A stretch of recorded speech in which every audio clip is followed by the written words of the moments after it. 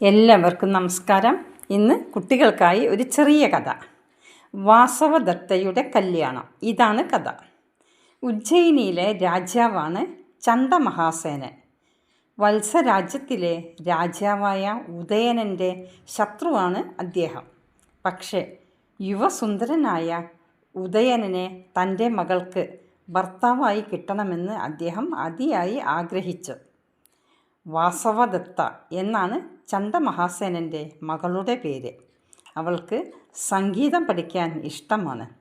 ഉദയനൻ സംഗീതത്തിലെ പണ്ഡിതനാണ്. ഉദയനനെ കൊണ്ട് ഉജ്ജയിനിയിൽ വാസവദത്തയെ സംഗീതം പഠിപ്പിക്കണമെന്ന് ചണ്ഡമഹാസേനൻ നിശ്ചയിച്ചു. അതിന് ഉദയനനെ ഉജ്ജയിനിയിൽ കൊണ്ടുവരണം. ചണ്ഡമഹാസേനൻ ഉദയനെ തൻ്റെ കൊട്ടാരത്തിൽ കൊണ്ടുവരാൻ ഒരു തന്ത്രം പ്രയോഗിച്ചു. തന്ത്രം നമുക്ക് വീഡിയോയിൽ കാണാം. എല്ലാവരും വീഡിയോ കേൾക്കുക.